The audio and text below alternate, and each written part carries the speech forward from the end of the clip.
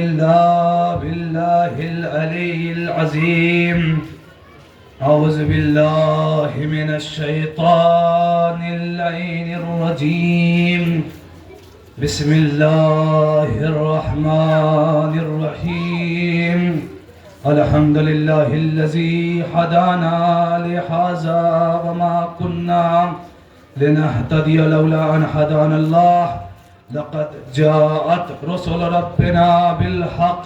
ثم الصلاة والسلام على النبي الأمي المكي المدني القرشي الهاشمي الأبتهي التحامي مولانا ومقتدانا بالقاسم محمد. اللهم صل على محمد وآل محمد. اللهم صل عليه وعلى آل بيته واللعن على أعدائهم أجمعين. أما بعد فقد قال الله تبارك وتعالى في القرآن المجيد والفرقان الحميد. بسم الله الرحمن الرحيم. جاء الحق وزهق الباطل ان الباطل كان زهوقا. صلوات پڑھی محمد اور اللهم صل على محمد وآل محمد. قابل حمد و ستائش ہے وہ ذات کہ جس نے ہمارے کشکول قلب کو محبت اہل بیت سے لبریز کیا. وہ پروردگار کہ جس نے انسانوں کو مخلوقات میں اشرف المخلوقات پیدا کیا. وہ پروردگار جس نے انسانوں کے جسم صغیر میں عالم اکبر کو سما دیا. وہ پروردگار کی جس نے انسانوں کے اندر پرندے جیسی حرکت رکھی، ملائکہ جیسی اطاعت رکھی. وہ انسان کی جس کے اعصاب میں چوہے جیسی چوری پائی جاتی ہے. وہ انسان جس کے اعصاب میں تکبر پایا جاتا ہے. عزیزان ایمان، میں نے جس آیت کو اپنا سرنامہ سخن قرار دیا ہے، اس آیت میں پروردگار عالم حق اور باطل کا تذکرہ کرتا ہے. پروردگار عالم اس آیت میں حق کی حکومت اور باطل کی پسپائیت اور ہار کو بیان فرما رہا ہے اور کہہ رہا ہے کہ دیکھو یاد رکھنا، جب بھی باطل اور حق ایک دوسرے کے مد مقابل ہوں گے تو یاد رکھنا ہمیشہ باطل مغلوب ہوگا اور حق غالب آئے گا. باطل ہمیشہ مغلوب ہوگا اور حق ہمیشہ غالب آئے گا. اس لیے کیونکہ یہ دونوں چیزیں متضاد ہیں، یہ دونوں چیزیں اپوزٹ ہیں ایک دوسرے کے، اور حق کا دشمن رہا ہے ہمیشہ سے باطل. اس لیے کہ باطل کی کوئی حیثیت نہیں ہے، باطل کی کوئی حقیقت نہیں ہے، باطل کی کوئی اوقات نہیں ہے. خود پروردگار عالم کہہ رہا ہے کہ جعل حق، جب بھی حق آتا ہے تو باطل گھبرا جاتا ہے، باطل بھاگ جاتا ہے، باطل کے ماتھے پہ پسینہ آ جاتا ہے. میرے عزیزو یاد رکھیے گا، وہ وقت دور نہیں ہے جب امام زمانہ کا ظہور ہوگا اور حق کا بول بالا ہوگا اور باطل کا منہ کالا ہوگا. ایک درود پڑھ دیجئے محمد آل محمد پر.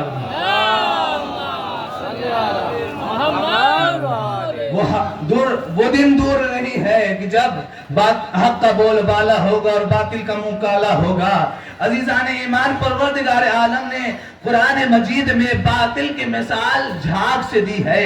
وہ جھاگ جو پانی کی اوپری سطح پر نظر آتا ہے لیکن اس کی خود کی مستقل کوئی حیثیت نہیں ہوتی ہے. بظاہراً وہ پانی کے اوپر غالب آتا ہوا نظر آتا ہے لیکن چند دیر بعد وہ ختم ہو جاتا ہے، لیکن پانی باقی رہتا ہے.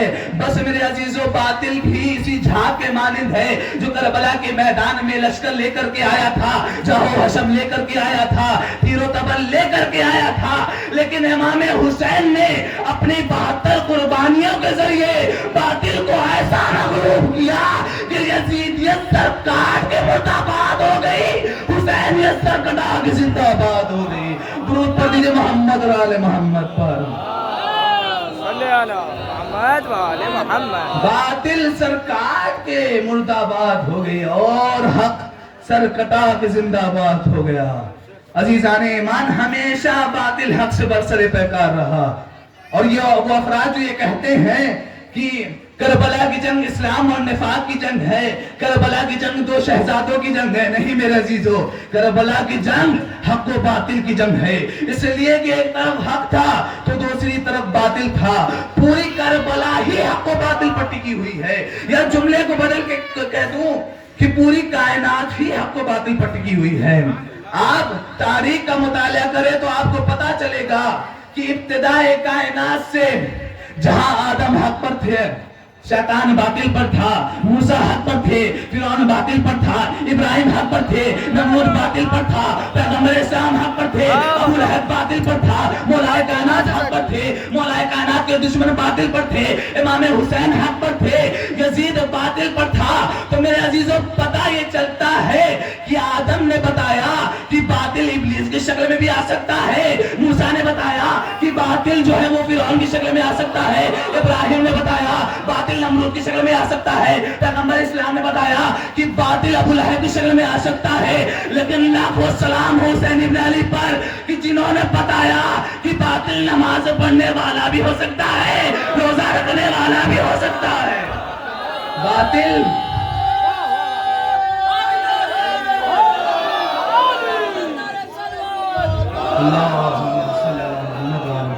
امام حسین نے ہمیں بتایا کہ باطل نماز پڑھنے والا بھی ہو سکتا ہے، روزہ رکھنے والا بھی ہو سکتا ہے، حج کرنے والا بھی ہو سکتا ہے، بس ہم پر ضروری ہے ہم تشخیص دیں، ہم پہچانے کی کون حق ہے کون باطل ہے۔ لیکن میرے عزیزو آپ کو پریشان ہونے کی ضرورت نہیں ہے، پیغمبر اسلام نے بتا دیا کہ کس طریقے سے ہم حق کو پہچانے، کون باطل پر ہے کون حق پر ہے۔ پیغمبر اسلام نے کسی ذات کے لیے نہیں کہا کہ حق اس کے ساتھ ہے، وہ حق کے ساتھ ہے۔ تاریخ میں صرف ایک ہی ذات نظر آئی، وہ علی ابن ابی طالب کی ذات تھی، جس کے لیے پیغمبر نے فرمایا الیوم الحق والحق مالی، علی حق کے ساتھ ہے اور حق علی کے ساتھ ہے۔ تو میرے عزیزوں پتہ یہ چلتا جو بھی علی سے محبت کرے گا وہ حق پر ہوگا، جو علی سے نفرت کرے گا وہ باطل پر ہوگا۔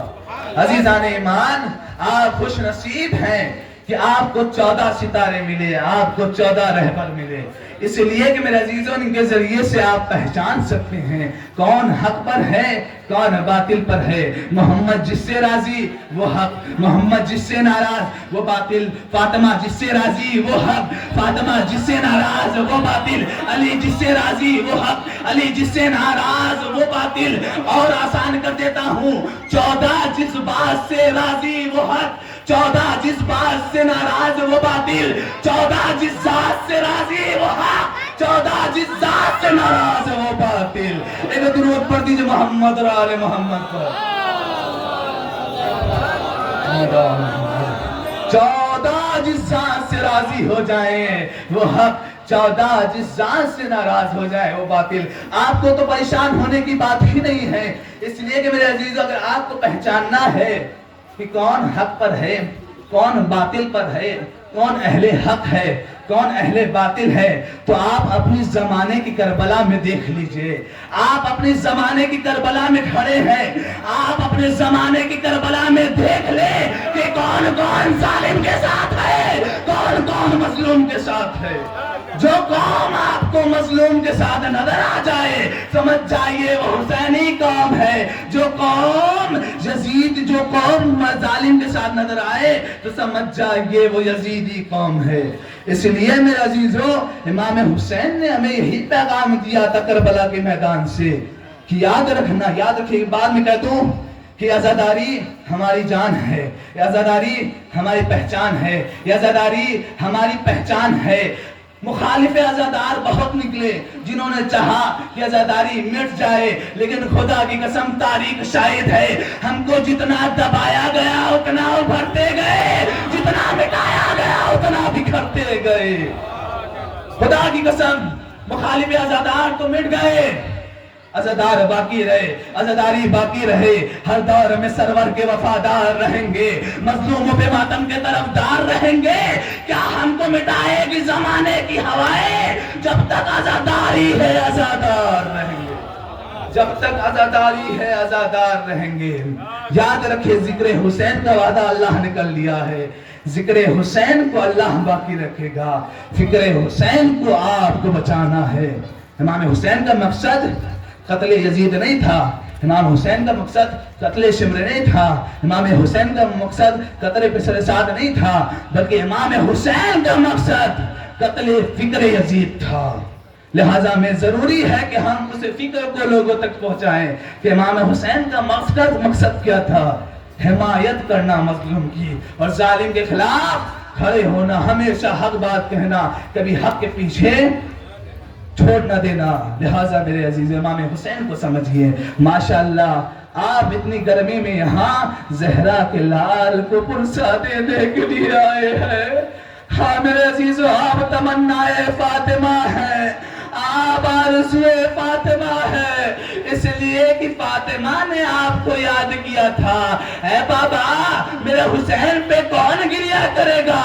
تو یہی کہا تھا پیغمبر اسلام نے، اے فاطمہ گھبرانے کی ضرورت نہیں ہے، اللہ کون کو بھیجے گا جس کے مرد تمہارے مردوں پہ گریا کریں گے، جس کی عورتیں تمہاری عورتوں پہ گریا کریں گی۔ اجرکم اللہ، خدا آپ کو کوئی غم نہ دے، آپ کی صدائے گریہ بلند ہے، اللہ آپ کی آنکھوں پر رحمت نازل کرے۔ ہاں میرے عزیزو، آج 5 محرم ہو گئے، 4 محرم سے پانی بند کر دیا گیا، 7 محرم سے پانی خیام حسینی میں ایک دم بند ہو گیا۔ 2 روایت بیان کروں گا، مجلس تمام۔ روایت یہ ہے کہ جب میرا آقا، میرا غریب امام آخری رخصت کے لیے آیا نا میرے عزیزو، پہلے بیویوں کے خیمے میں نہیں جاتا ہے، پہلے اصحاب کے خیمے میں جاتا ہے، کبھی زہیر کے خیمے میں جاتا ہے، کبھی سعید کے خیمے میں جاتا ہے، کبھی وہاب کے خیمے میں جاتا ہے۔ میرا مولا جاتا تو ہے کہ ایک مرتبہ کہتا ہے، وہاب میرا مددگار کوئی نہیں ہے، اے میرے اصحاب کہاں ہو؟ حسین اکیلا ہو گیا۔ اجرکم اللہ۔ ہاں میرے عزیز و روایت بیان کرتی ہے، امام حسین ایک خالی خیمے میں آتے ہیں، وہ خیمہ کسی اور کا خیمہ نہ تھا، روایت بیان کرتی ہے وہ خیمہ عباس کا خیمہ تھا۔ اب تک جس کا خیمے میں امام حسین گئے تھے، امام حسین نے صرف آواز دی تھی، اب جو اس خیمے میں گئے، امام خود کو خیمے میں گرا دیے اور کہاں رونے لگے، گریا کرنے لگے اور کہا بھیا عباس آپ کے مرنے سے میری کمر ٹوٹ گئی۔ اجرکم اللہ۔ ہاں میرے عزیزو، دوسری روایت یہ ہے کہ جب میرے مولا حسین کے سینے پر شمر چڑھا نا میرے عزیزو، روایت بیان کرتی ہے کہ جلس علی صدر الحسین وقبض علی لحیتہ، حسین کی داڑھیوں کو پکڑتا ہے۔ ایک مرتبہ میرا مولا پوچھتا ہے، اے شمر کیا تو مجھے نہیں پہچانتا ہے؟ شمر کہتا ہے، ہاں میں پہچانتا ہوں، تو زہرا کا بیٹا ہے، تو علی مرتضیٰ کا بیٹا ہے، تو محمد کا نواسہ ہے، لیکن تب بھی میں تجھے قتل کروں گا۔ ہاں میرے عزیز و روایت بیان کرتی ہے کہ شمر 12 ضربوں میں امام حسین کے سر کو قلم کیا۔ ہر اسلحے کا چلانے کا اپنا ایک طریقہ ہوتا ہے، نیزہ چلانے کا اپنا ایک طریقہ ہے، تلوار چلانے کا اپنا ایک طریقہ ہے، تلوار اور خنجر چلانے